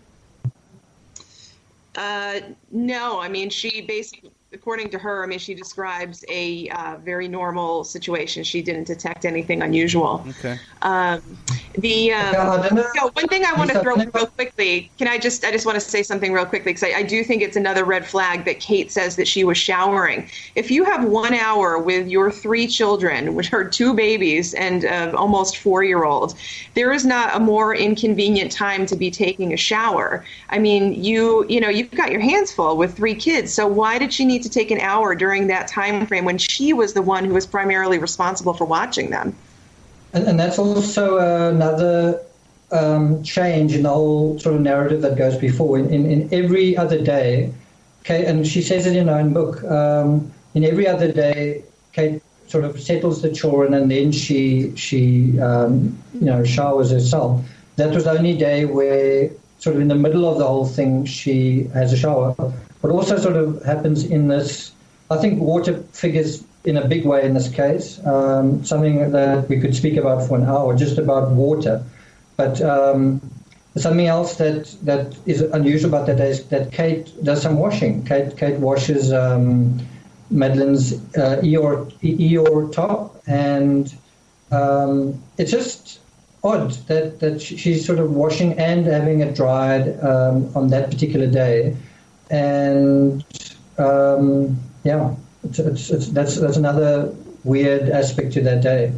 I don't know if I'm jumping the gun, Lisa. You must stop me if I am, if there's something else you want to put in. But to come back to this whole idea of the absurdity of just how tired Madeleine was that particular night. You have a situation, this is their narrative, this is their version of events, which is, so there's a bedtime story read, and they're sort of all sitting on the couch, and Madeleine is sitting on Kate's knee, and the other 2 children are sort of on the side of the couch. Then there's a second bedtime story told, which is odd. I mean, if Madeleine's so tired, why on earth would you read 2 bedtime stories? But in any event, from the couch, they then go to the children's bedroom. And now you have a scenario, and I'm not making this up. This is Kate's story. you have a scenario where Kate, Madeleine, and the two other children are all kind of sitting on Madeleine's bed, sort of jammed against the wall. Now, it's not specifically said in the book, in Kate's story, but it sort of suggests that they either sitting on the pillow, because that's the area of the bed where they are. It's a twin bed, too. Pillow, hey? It's a twin bed, yeah, it's a small bed. Yeah. And so, but I mean, it's the pillow's got to be sort of in that area. I mean, if they're not sitting on it, it's there. So then kind of what happens is, just remember the twins are about 2 years younger than Madeleine, and they're not tired. They're fine. And now you have a situation, this is according to Kate, where while the second bedtime story is being read, Madeleine then, her head sinks into a pillow, and these are the words Kate uses, and she sort of seems to be kind of falling asleep, but she's sort of semi-conscious, and while the sort of story is being told and there's a little bit of singing, Madeleine sort of babbles. She's sort of, almost speaking in her sleep. And knowing all these different cases that we go into, these are literally the last moments between mother and child. This is like, when someone says, well, that was the last time that I saw her. So whenever you have that, it's extremely significant how that person sort of, their version of what those last moments were. And so our version of it is Madeleine's head on a pillow, which I don't think is true, but in any event, Madeleine's head sort of sinks into a pillow, and then she's babbling. So it's almost like she's not awake and not asleep. She's in some sort of purgatory in between. Now, there are very many reasons I think one should alert to this sort of language. But when you take this little fragment and you connect it to the forensic evidence, you get an astonishing result. And the result is basically this. There's virtually zero evidence of Madeleine. I'm talking about anywhere. They found hairs on her brush back at home in order to send to another investigator. But in terms of apartment 5A, there's virtually zero. I'm talking about evidence of any kind. I'm talking about skin cells, DNA. There's virtually zero evidence of Madeleine. And you might think, well, that's not really a big deal. Well, it is, because if someone had to go into your home, it wouldn't be very hard to find that kind of evidence. So there's a DNA test was done on that pillow, Madeleine's pillow, and the DNA test came back saying that this is Madeleine, except they sort of hedged that whole claim by basically saying, but it could also be Amelie. In other words, that little piece of DNA that they found on the pillow is the sole piece of evidence that says this is a DNA profile of Madeleine, but it might not be, because there's nothing else to match it to. And I don't think it actually is. I don't think it is Madeleine's DNA, and I think there's a good reason for that. I think there was a reason why they had to completely get rid of all DNA traces of Madeleine because ... Because they would have found traces of drugs? Okay, this is sort of venturing into sort of a speculative area, but to go a little bit further, so you could say, well, actually there was evidence. There wasn't evidence that's acceptable in a courtroom or to meet that sort of burden of proof, but there was cadaver odor, and this is sort of coming back to cadaver odor, and something we sort of researched in detail is you asked the question, how long would it take to produce cadaver odor? You don't just, someone dies and sort of immediately they give off these chemicals like cadaverine and putrescine as that process goes on, you get different chemicals that emerge. So you have a situation where, according to our research, you need around about 2 hours for those chemicals to form. And some say 2, some say 3, but that's quite a significant amount of time that someone needs to lie in stasis, and then these chemicals will then be secreted. And to really get an idea of what we're talking about, when the sniffer dogs came on the scene, they were there around about 3 months later. So you had a scenario of potentially a crime or potentially someone being dead in that apartment then, and then 3 entire months going by, and not just that, other people staying there, the crime scene being contaminated that night, but also other people staying there, just a passage of time. Not just that, you're having multiple cleanings. You're having potentially the suspects involved cleaning, but you're also having just general housekeeping. You're having, people, there's a stain there, someone cleans it up, over a period of time. So multiple layers of detergent again and again. So in other words, there's a heck of a lot of whatever was there that had to have been removed, right? Even so, the dogs come in and they still pick up this odor, and it gives you an idea that there must have been a fair length of time for these chemicals to develop and then to embed into the structure of the apartment and in the garden. Let me ask you this though, because if the child was last seen alive at 6 p.m. and they left to go to dinner at 8:30, the father's out of the apartment there between 7 and 8. This leaves a very small window of time for something to go really, really bad, in that room, and for them to compose themselves to the point where they could come up with this big alibi and come up with a plan to dispose of the body. All of this. Yeah. I'll be honest with you, Ed. For me, that has been, and I've expressed this to Nick, that has always been the hardest part of this case for me, and where you do have a difference actually with the Ramseys is that the fact that they did have to show up at that restaurant, in a short window of time and act normal, right? So then that leads you to the question of what is their psychology? I mean, is this possible? What are the lengths that somebody can and will go to hide a crime, and what's their motivation to hide a crime? So in order... I think you've got to ask that question and then not shrug it off. I don't think you sort of say, how on earth could this have happened? And then the parents sort of seem to act normal. Mm-hmm. You need to then address that. And I think one of the ways you address that is you say, I'm just going to see this by going to the Ramsey case. You have a situation. And then there's a couple of things I want to add in there too. You have a situation where John Bonet is recovered as part of being told to go and search the house by the police. So it's not as though John, out of his own, does that. It's done as part of something else. So again, it's plausible deniability.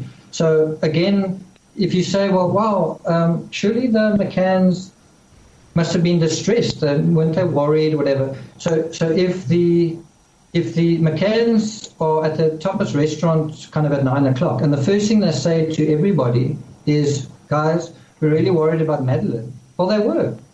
They really were worried about it. And so them saying, guys, we're really worried about Madeleine, she said she was crying, you've got now every reason to look concerned, because you are concerned. You follow my reasoning? Yes. Yeah. I think, and something to keep in mind, think about, and this is one of the very basic reasons that people are suspicious of the McCanns is their inability to have emotion when, in the press. So, I mean, if you look at them just days after this happened, for the most part, they're pretty stoic. So, so is it within their personality to be stoic and to not show emotion? Well, yeah, I mean, they've proved that time and time again. Of course, Clarence Mitchell, their hired PR person, will say, well, he actually said this on the Sunday night show, but from like 6 years ago. He basically said, the reason why they don't show emotion is because they've been told not to, because, a kidnapper would get pleasure out of that. So it's really best not to show any emotion. And so, of course, I don't really know any parent that can control that on cue, but I think there's actually a lot of proof there that the two of them can control themselves if they need to. But, for me, that changes. When they went on to Oprah, wasn't that like 2009? Yeah, yep. It's true.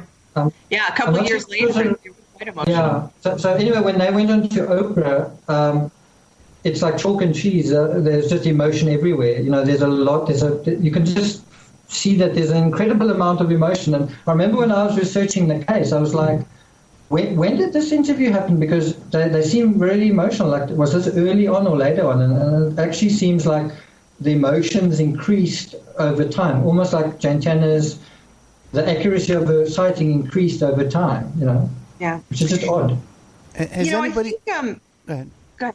No, has anybody explored the possibility that the whole trip to Portugal was a plan to go down there and either sell their kid or kill their kid down there? They wanted to get rid of the kid, and this is planned far in advance.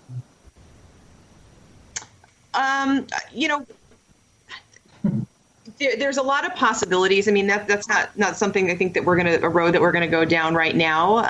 It's not the same. And we've got more to talk about. We've got more to the narrative that we're going to be exploring and writing about.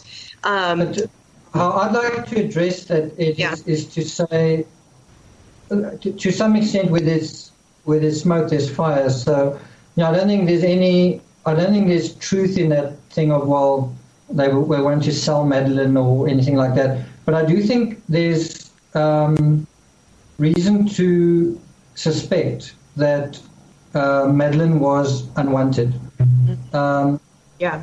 Again, if you reverse engineer the psychology with no information, you don't really need any supporting evidence. You could say, isn't it strange that the McCanns sort of lost their child and sort of they seem to do pretty well after that. They're sort of, what's different between the Ramseys and the McCanns is with the Ramseys there was a gradual contraction and diminishment and sort of draining of John Ramsey's fortune. It sort of was a very affluent family put sort of into reverse, right? We don't know whether Burke's going to win his $750 million lawsuit, but the point is, their fortune sort of kind of went into reverse, where they were really headed, off the charts in a big way when this crime happened. With the McCanns, it's kind of the opposite. With the McCanns, they were in a sort of a struggle phase. They were sort of just emerging into the world as doctors, as parents, as adults, as people occupying the suburbs. They just bought kind of a big house, and it was just sort of starting to happen for them, but they weren't quite there. And from there, their fortunes absolutely took off. I mean, they made a fortune. They, when you look at the information, their family were flying in just like a constant stampede of family. They were coming for months at a time. There was constantly family coming in, and Lisa and I sort of checked this data just before we came on air. What's incredible is at around about the 3-week mark after Madeleine's disappearance, the McCanns hired a car, sort of in someone else's name, but effectively they sort of, just for their use and so on. And I think it was on Jerry's account, but the bottom line is they had this car for around about 72 days, and it's a 7-seater. I've just done a search on Europcar, and if you want to go and check what it would cost to hire a 7-seater car for 72 days, I worked it out. According to today's rates, it would be about £3,500, which is about $4,500. And you must tell me anyone who could really afford that. someone who's going on a budget holiday, someone who's worrying about mortgage payments, Yeah. And at the same time, they were staying in a villa, There's the car thing, and that's a whole other discussion too to have about the significance of the car, what was found in the car when they returned the car. There's a lot of curious things around that too. But one thing I just want to mention real quickly is going back to, how could this family do what they did in such a short period of time, and why would they make that decision? Why would they act the way that they did? Right. For me, I think it's the red flag there is that the negligence was not unusual. I think that there were potentially repeated instances of it. And I think that was, kind of one of the things that we came to when we're working on the Ramsey case is how does a family get to this point, and what makes them then say, we absolutely cannot expose this to the world? And you have to ask that question in this case too. What in the world would the McCanns have to hide if it was an accident? Well, I think if you understand that there is a possibility that there was repeated negligence, and that could be a number of different things. That could be the use of drugs. That could be whatever, whatever, leaving the kids alone, the kids crying for extended periods of time, getting frustrated with them, all that stuff. And now all of a sudden that child dies on your watch, and you face going to prison in this other country, and you face losing the rest of your children and your family. Those are some pretty serious things that people may not want to have to deal with. And so if these are repeated circumstances and then the child dies under those circumstances, it wouldn't be as shocking as if the child just died one day and none of these things had been going on. Do you know what I mean? And I think it was the same in the Ramsey case. I think that there was repeated negligence and issues in that case. And then when John Bonet ultimately died, they realized this is the product of what we allowed to happen. Yeah, I got you, but I can't see how they could pull it together so quickly, especially with him out of the house and her taking a shower. Well, but you also have to remember some of those accounts are their own accounts. Well, what about he must be playing tennis with somebody else, right? Well, yeah, like she's got a whole hour, more than an hour of time, and then he returns to the apartment. There is a period of time when both of them can't be accounted for together. All right. So just to come into who these people are, and also, in a way, what we're dealing with, again, the psychology, it is, in a way, you're right, the window's not very big, but we're talking about, in Jerry, we're talking about a guy who was a national champion in the 800 meters. He was a top athlete, and he was still being an athlete kind of in the Algarve. He was still running around. Him and his wife, they were sort of jogging.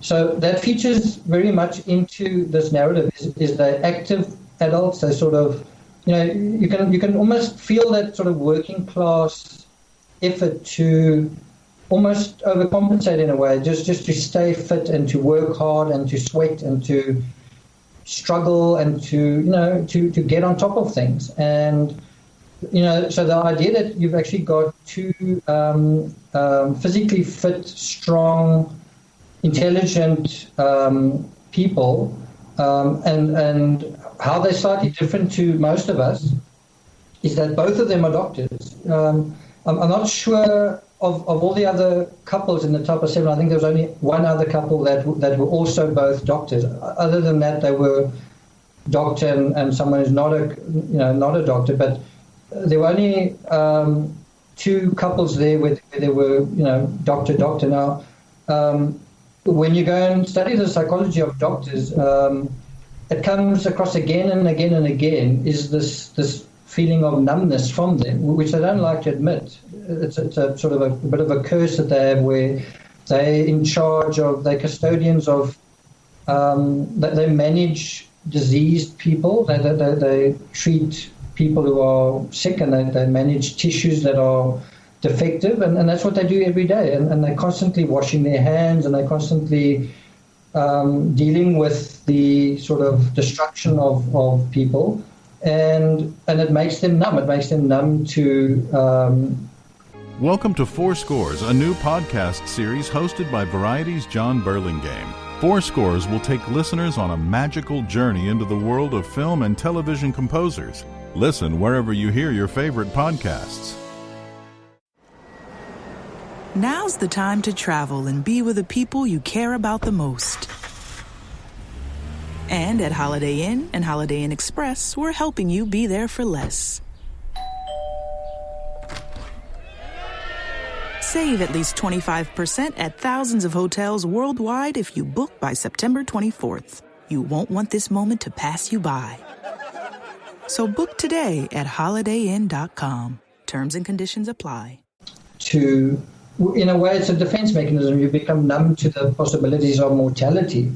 But you want to also take that a step further and say, so if that's the case, if you sort of numb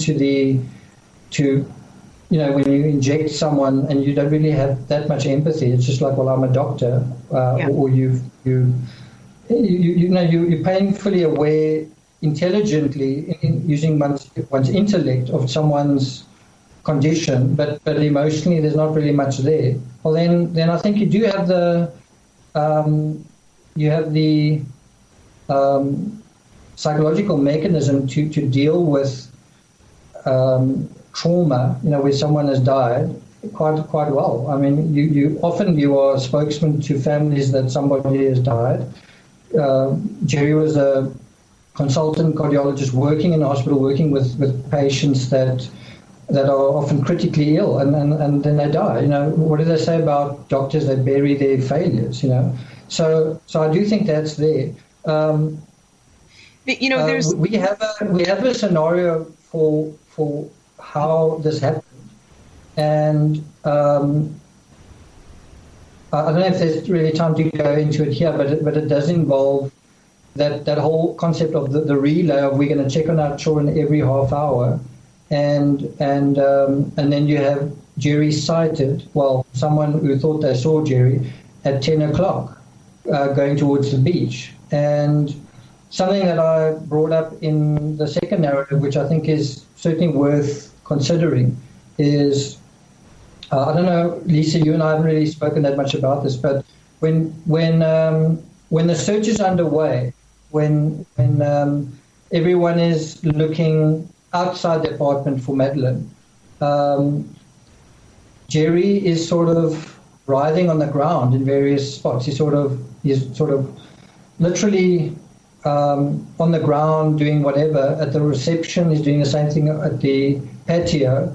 And again, you were to sort of reverse engineer that whole thing and say, well, could there be another reason why he's sort of making his clothes dirty on the ground? What's actually going on there? Yeah. So have you gone into some kind of subterranean thing that could have gotten you dirty, and now if you are back at the hotel and you've got to sort of say, well, why are your clothes dirty? Well, it's because I've been grieving on the ground. I've been sort of, right. Can't you see? Here I am on the ground. That's why my clothes are dirty. And Amaral actually mentions that, and it's kind of a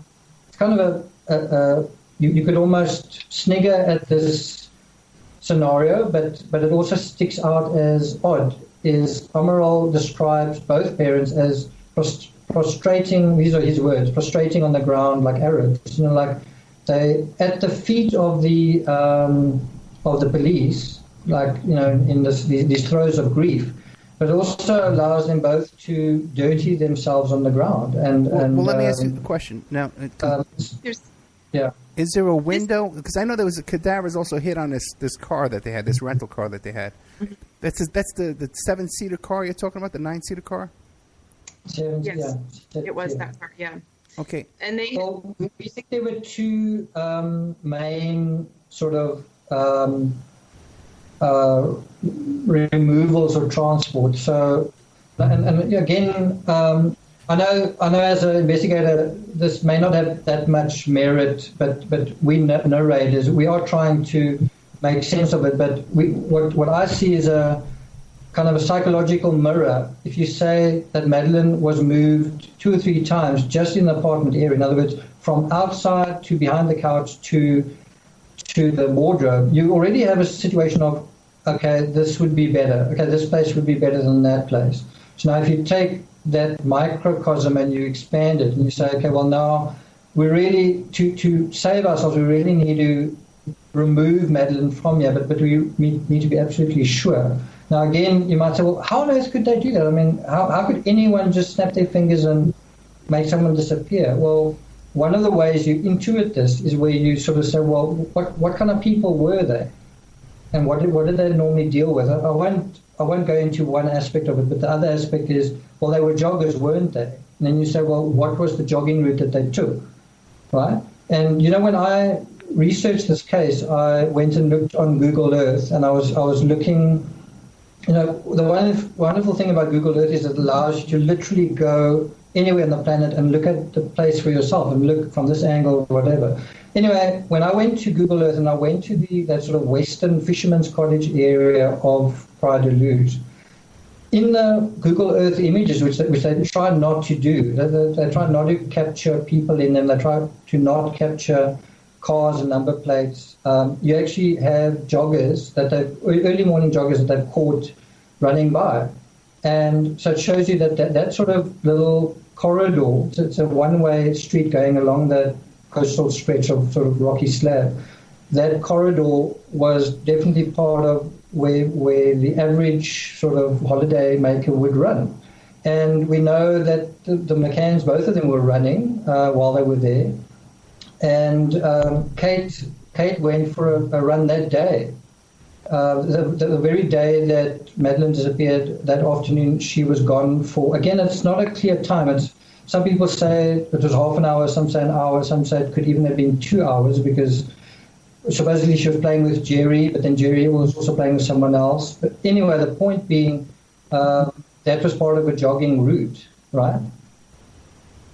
And so this idea that you could move someone there to an area that you already know how to get there, how to get back, how long it's going to take you, is possible.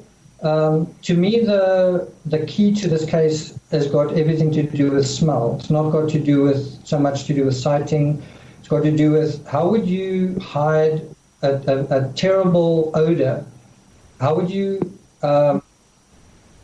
it's one thing to remove a body from line of sight, but in order to remove a body for 2-3 months, where no one's going to know it's there, you're going to have to find somewhere where you're either going to seal the body so that the odors are not going to come out, or you're going to have to sort of hide the body where there are odors. And I think that is one of the big keys to this case is, our best evidence of Madeleine is actually in the car. So in other words, if the cadaver odor is Madeleine, then our best evidence isn't even in the apartment. There's cadaver odor in the apartment, but it's much better evidence in the car. And the car came along 3 weeks into the journey, and so now you must say, if that was Madeleine. I just want to come back to that pillow. So with a pillow, people say, no, that was Madeleine, but they say, okay, it could be Amelie's DNA. Well, when it's in the car, they say, this is Madeleine, and they say, no, it could also be Amelie's DNA because you've only got an 88% match to Madeleine. There's more to go into than that, but I'm just saying one thing I think was underestimated by the McCanns is and this is absolutely gruesome, is the whole management of decomposing tissue over an incredible length of time. And we know the McCanns were in Algarve for 4 months.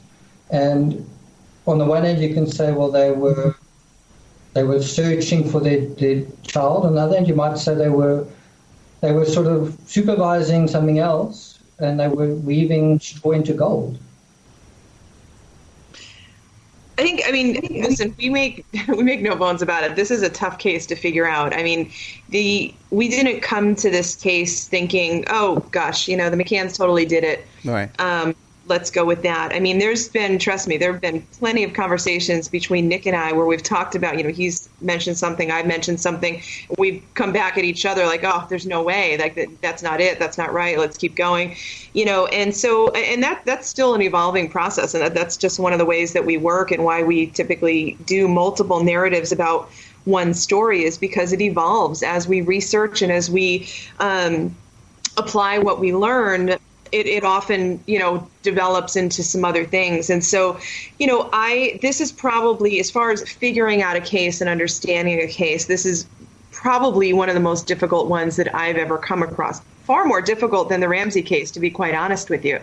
But you have to look at a couple of things. You have to look at what's the likelihood that the family's involved, and what's the likelihood that an intruder or somebody else from the outside is involved, and where do those pieces of evidence take you? What makes the most sense?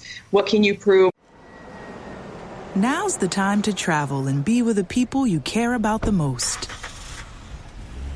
And at Holiday Inn and Holiday Inn Express, we're helping you be there for less. Save at least 25% at thousands of hotels worldwide if you book by September 24th. You won't want this moment to pass you by. So book today at holidayinn.com. Terms and conditions apply. What can you disprove? And this definitely is a circumstantial case. Yes, you do have the cadaver hits. There is some potentially physical evidence there, but it's very much circumstantial. And you well know that, you can take one or two pieces of circumstantial evidence and disprove it. You could do that in any case, even the most rock solid case. You could look at one or two pieces and explain it away. But when you start building that, you start building that story, and it's the fabric of that story that tells the story. And this is one of those cases that does that. And over the course of time, the things that I've been extremely uncomfortable about, the questions that you have, that everybody has, have started to be answered for me. And I think for Nick as well. And so when you apply a lot of these questions to, okay, did somebody from the outside do this? What was their window of opportunity? How likely is it that somebody else got in there? You have to remember that if somebody was casing the joint, and they had to have, if this was an outsider, they had to have been watching. There were people literally going in and out of that apartment every 10, 15 minutes throughout the night. There were neighbors that were home. There were windows and doors that were open. There were people that were driving by. There was a reception that was, maybe 15, 20 steps out front their apartment where somebody was working. The ability of somebody, an intruder, to get in there, to not make noise, to not be seen. Their patio faced the pool area where, which they were right there, even though it was a little bit out of the line of sight because of bushes. You still could see, other people could see somebody walking on their patio if somebody was there. How did this person get in there and get out and be completely undetected, not leave any of their own evidence behind? Nothing. There is zero evidence of anybody else being in that apartment. But there's a heck of a lot of evidence of the of a dead body being in that apartment.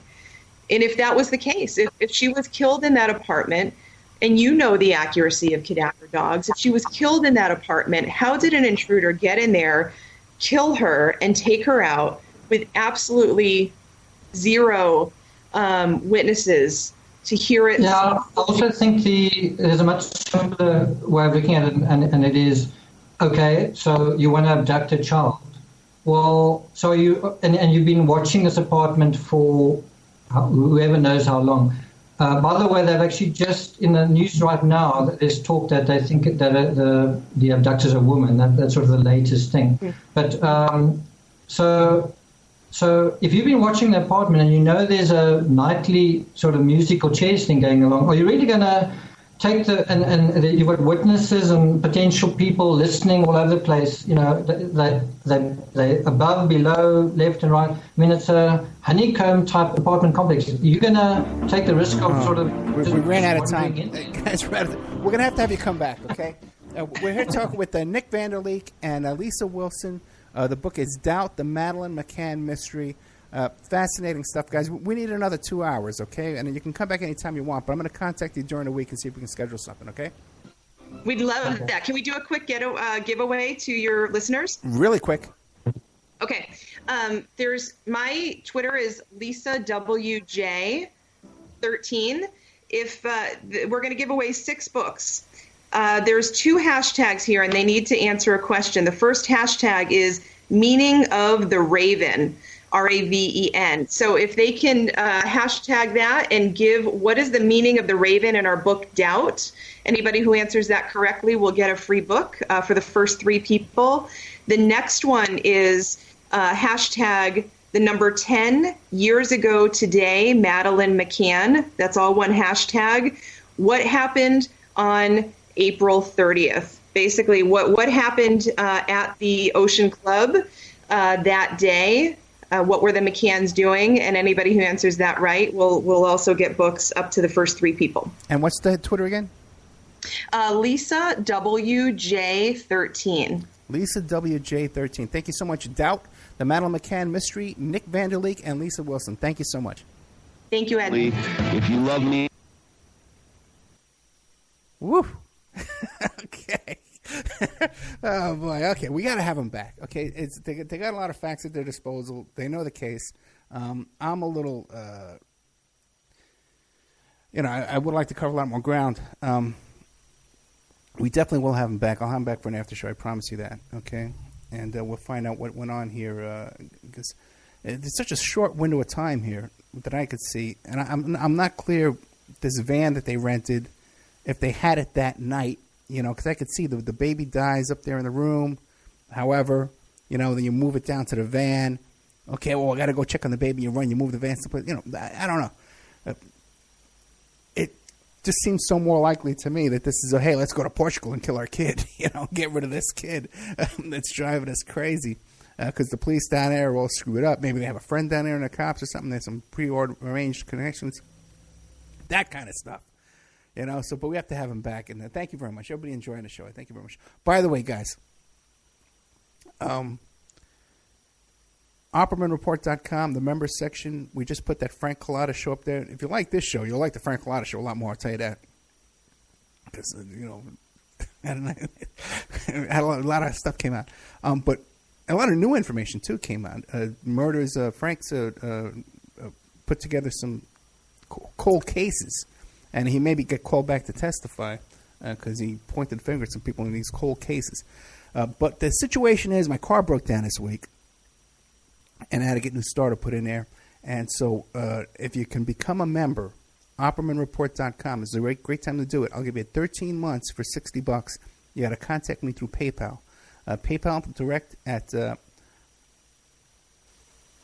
OppermanReport@gmail.com. You send me $60 via PayPal. I give you 13 months to the members section. And there's like 3 new shows in there. Plus, this next show I do with these 2 guests here will probably be in the members section too. So if you want part 2 of this, it'll probably be in the members section.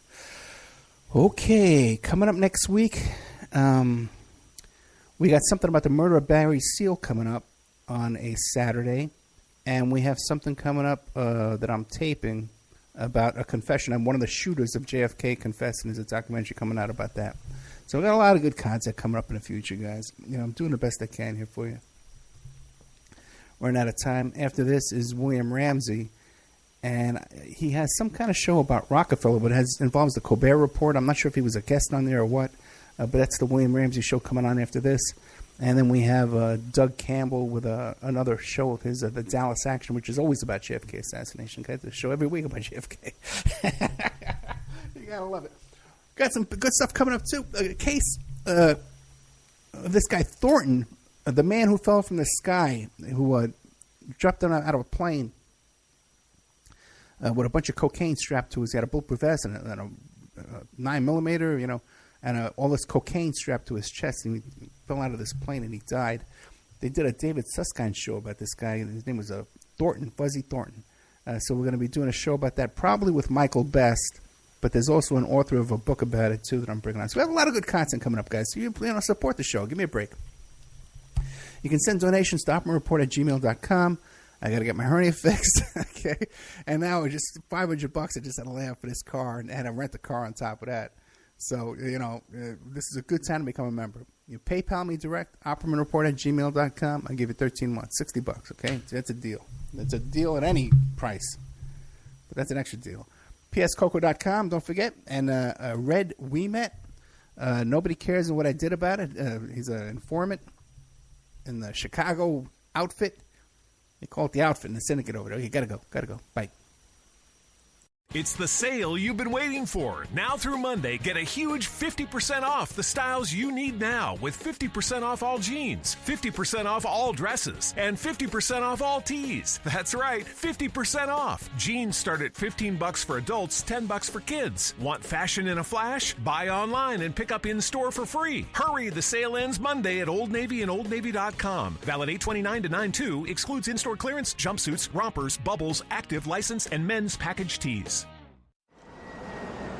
Now's the time to travel and be with the people you care about the most. And at Holiday Inn and Holiday Inn Express, we're helping you be there for less. Save at least 25% at thousands of hotels worldwide if you book by September 24th. You won't want this moment to pass you by. So book today at holidayinn.com. Terms and conditions apply.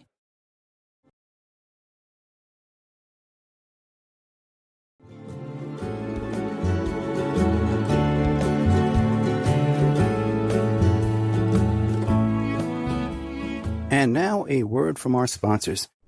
Hey you, podcast listener. This is your last chance. After this, there is no turning back. Take the blue pill. You wake up in your bed and go back to listening to mundane podcasts that won't challenge your religious beliefs and your so-called truths about reality, the universe, and consciousness. Take the red pill. Subscribe to the Event Horizon podcast, hosted by Mark Anthony Peterson, and he will show you how deep the rabbit hole goes. Event Horizon takes a walk into the paranormal with a splash of conspiracy. It's the podcast that would be born if David Icke and the X-Files had a baby. Subscribe to the Event Horizon podcast by Mark Anthony Peterson on Spreaker, iTunes, Spotify, iHeartRadio, CastBox, Stitcher, or any of your other favorite podcast platforms. Remember, all we are offering is the truth, nothing more. Are you ready to change your life, but don't know how to start? Is your stress and worries keeping you awake at night? Have you been battling grief, anxiety, or depression all alone? Have you lost touch with your own sense of being or spirituality? Soul Free Therapies offers professional and affordable live video streaming counseling and coaching services from the comfort of your own home. Sessions offered in English, Spanish, and Portuguese. Go to our website at www.soul-free.com and book your first session today. PureSoapFlakes.com. 218-568-2525. Have you ever heard of Castile Soap? Pure Soap Flake Company handcrafts fine soap bars, laundry powder, and concentrated soap flakes using organic vegetable oils from their northern Minnesota facility. Bathe your body and wash your clothes with Pure Soap products that are free of fragrance, GMOs, palm oil, sodium lauryl sulfate, and synthetic additives. Keep it clean, folks. Pure Soap Flake Company products are kind to living creatures and sensitive skin, safe for drains and waterways, and work great in high-efficiency washers and top and front-loading machines. Order today at PureSoapFlakes.com, GreenHome.com, Amazon.com, or give them a call, 218-568-2525, 218-568-2525. Pure Soap Flake Company is a proud member of the Handcrafted Soap and Cosmetic Guild. Have you ever thought about opening your own mobile cart or kiosk business? Maybe the facility you manage could establish new revenue by adding coffee, food, or retail services. Cart King International can be the answer to your needs. Cart King is a North American designer and manufacturer of the finest mobile coffee, food, and retail carts and kiosks. Cart King has been working with clients and corporations across North America for 20 years, providing innovative designs, custom manufacturing, and timely delivery. Carts and kiosks are fun, and so are the dozens of designs on our website. Please visit us today at www.cart-king.com or just call us at 1-877-986-7771 and get your sales rolling. It's the Opperman Report. And now, here is investigator Ed Opperman.